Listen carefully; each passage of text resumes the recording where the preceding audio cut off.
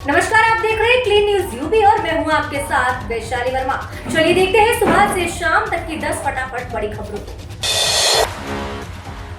योगी सरकार का गिफ्ट, गांव से है ताल्लुक तो इस काम के लिए एक्सप्रेसवे के पास मिल सकती है जमीन।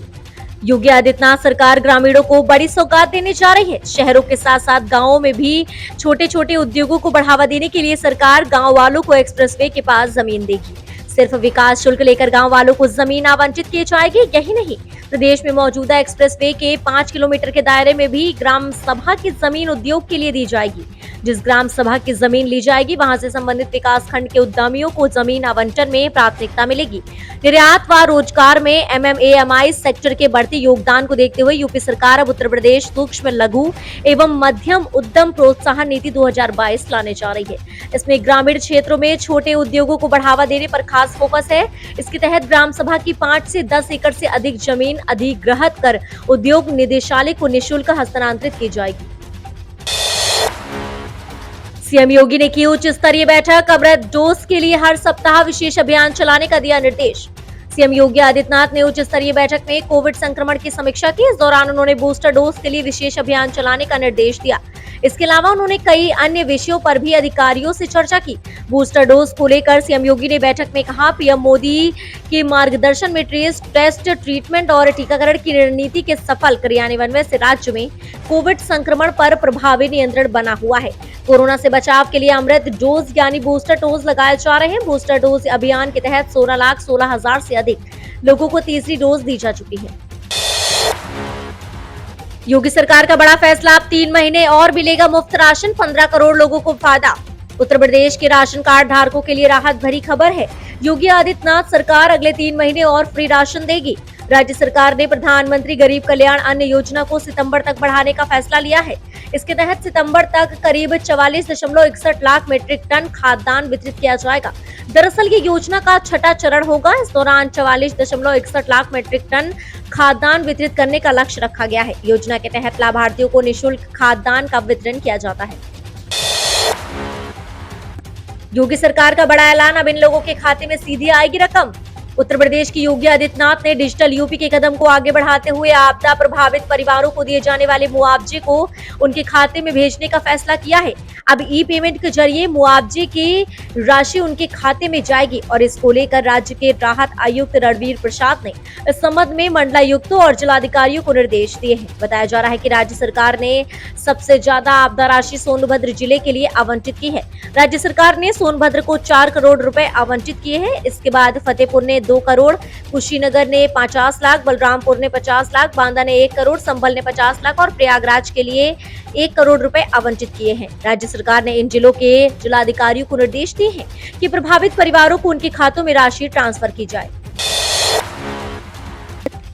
पीडब्ल्यूडी तबादला धांधली में निलंबित अफसरों पर योगी सरकार का शिकंजा। लोक निर्माण विभाग तबादला धांधली को लेकर योगी सरकार की सख्ती का असर दिख रहा है। जांच की प्रक्रिया तेज हो गई है। जांच अधिकारी यूपी पावर ट्रांसमिशन लिमिटेड के एमडी गुरुप्रसाद ने निलंबित चल रहे तत्कालीन विभागाध्यक्ष मनोज कुमार गुप्ता सहित सभी 5 आरोपियों को आरोप पत्र दे दिए हैं। निर्धारित कोटा से अधिक तबादले का प्रस्ताव भेजने व तबादला करने के साथ ही सालों से एक ही स्थान पर तैनात अभियंताओं का तबादला नहीं करने के आरोप लगाए गए हैं। सूत्रों से मिली जानकारी के मुताबिक जांच अधिकारी ने सोमवार को मनोज कुमार गुप्ता और अन्य आरोपियों को अपने कार्यालय बुलाकर आरोप पत्र की प्रति रिसीव कराई। आरोप पत्र में शामिल किए गए आरोपों पर अपना पक्ष प्रस्तुत करने के लिए सभी को 15 दिन का समय दिया है। योगी सरकार की महिलाओं को सौगात, उद्योग लगाने के लिए मिल रही ये खास रियायतें। योगी सरकार अपने दूसरे कार्यकाल में रोजगार और उद्योगों को बढ़ावा देने के लिए व्यापक तैयारियों में लगी हुई है। इसी क्रम में सरकार ने जहां हर घर रोजगार का लक्ष्य रखा है, वहीं नए उद्योगों को बढ़ावा देने के लिए अपनी नीतियों को सरल बनाने का भी कार्य कर रही है। इसके तहत अब महिला उद्यमियों के लिए खास सौगात देने की तैयारी हो रही है। सरकार नई एमएसएमई नीति लाने जा रही है। इसमें महिला उद्यमियों को जमीन खरीद पर कोई स्टाम्प शुल्क नहीं देना होगा। महिलाएं प्रदेश के किसी भी कोने में अगर उद्योग लगाने के लिए जमीन खरीदती हैं, तो उन्हें स्टाम्प ड्यूटी में पूरी तरह छूट मिलेगी। इसके साथ ही बुंदेलखंड और पूर्वांचल में उद्योग लगाने के लिए और भी कई खास रियायतें भी दी जाएंगी। क्योंकि सरकार उद्योग लगाने के लिए कर्ज लेने पर 5 साल तक ब्याज उपादान भी देगी। लखनऊ आने पर नहीं झेलना होगा जाम, तीनों हाईवे पर सीएम योगी की सख्ती का दिखने लगा असर। मुख्यमंत्री योगी आदित्यनाथ के सख्त निर्देशों के बाद राजधानी लखनऊ को जोड़ने वाले तीनों राष्ट्रीय राजमार्गों पर ट्रैफिक व्यवस्था सुगम बनाने के उपायों पर अमल शुरू हो गया है। लखनऊ कानपुर राजमार्ग पर 2 बड़ी क्रेन की व्यवस्था कर दी गई है, तो शहीद पथ पर वाहनों की गति सीमा निर्धारित की गई है। एडीजी ट्रैफिक को सेंसर तकनीक के माध्यम से नियमों का पालन कराने की व्यवस्था बनाने के निर्देश दिए गए हैं। अपर मुख्य सचिव गृह विनीश कुमार अवस्थी की अध्यक्षता को लोक भवन स्थित कमांड सेंटर में आयोजित उच्च स्तरीय बैठक का आयोजन किया गया, जिसमें कार्यवाहक डीजीपी डॉक्टर डीएस चौहान भी उपस्थित रहे। बैठक में लखनऊ से कानपुर, लखनऊ से बाराबंकी एवं लखनऊ से सीतापुर राष्ट्रीय राजमार्ग पर यातायात के सुचारू संचालन, समुचित प्रकाश एवं सफाई के व्यवस्था के लिए विभिन्न बिंदुओं पर पूर्व के लिए निर्णयों के क्रम में अब तक हुई प्रगति की गहन समीक्षा की गई। किन्नरों को यूपी में मिलेगी पहचान, प्रयागराज में आईडी कार्ड बनाने का काम हुआ शुरू। उत्तर प्रदेश के संगम नगरी प्रयागराज में किन्नरों को मुख्यधारा में लाने के लिए अब उनके पहचान पत्र बनाए जाएंगे।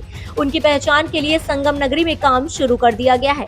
डीएम की ओर से ये पहचान पत्र निर्गत किए जाएंगे। शहर में अब तक के 3 किन्नरों को पहचान पत्र निर्गत किए गए हैं। इसको लेकर किन्नर कल्याण बोर्ड की सदस्य कौशल्या नंदगिरी टीना मां ने बताया कि इस पहचान पत्र के बन जाने के बाद किन्नरों की तमाम सरकारी योजनाओं का सीधे तौर पर लाभ मिलेगा। शहर के सर्किट हाउस में किन्नर कल्याण बोर्ड की बैठक के बाद उन्होंने बताया कि बैठक में शिक्षा विभाग, स्वास्थ्य विभाग, समाज कल्याण विभाग समेत कई विभागों के अधिकारी मौजूद रहे। इस दौरान उन्हें जरूरी निर्देश दिए गए हैं। कौशल्या नंदगिरी टीना ने आगे बताया कि किन्नर समाज में जागरूकता लाने के लिए शिक्षा को बढ़ावा देना जरूरी है और इसके लिए किन्नरों को शिक्षित करना जरूरी है। यूपी में लंपी की दस्तक, खतरनाक वायरस की चपेट में आए गौवंश, सभी जिलों में अलर्ट। गाय भैंसों में राजस्थान, गुजरात, पंजाब आदि राज्यों में कहर बरपा रहे लंपी स्किन डिजीज वायरस ने उत्तर प्रदेश के कई जिलों में अपनी दस्तक दे दी है। लंपी रोग से सावधानी बरतने के लिए सभी जिलों को अलर्ट किया गया है। खास तौर से गोंडा और बलरामपुर में इस तरह के केस आए हैं, जिनकी रिपोर्टिंग भी दर्ज की गई है। LSD गाय और भैंस में फैलने वाला एक संक्रामक है जो तेजी से एक दूसरे में फैलता है। इसमें पशु की त्वचा पर गांठें हो जाती हैं, त्वचा खराब हो जाती है। इससे पशुओं में कमजोरी, दुधारू पशुओं में दूध क्षमता कम होना, गर्भपात, बांझपन, पशुओं के बच्चों में कम विकास, निमोनिया, पेरिटोनिटिस, लंगड़ापन या मौत हो सकती है। वेस्ट यूपी में बारिश के बाद भी गर्मी और उमस, पूर्वांचल में मानसून की मेहरबानी का इंतजार।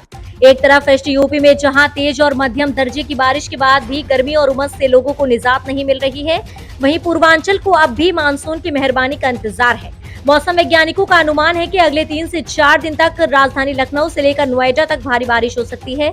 कई जिलों के लिए येलो अलर्ट भी जारी किया गया है। मौसम वैज्ञानिकों के अनुसार अगले कुछ दिन मानसून सक्रिय रहेगा। इस दौरान हल्की से मध्यम बारिश दर्ज की जा सकती है। कुछ इलाकों में भारी बारिश की संभावना है। तो ये रही आज की 10 फटाफट बड़ी खबरें। न्यूज अगर आपको पसंद आई हो तो वीडियो को लाइक, शेयर और हमारे चैनल क्लीन न्यूज यूपी को सब्सक्राइब करके बेल आइकन को प्रेस करना बिल्कुल ना भूलें।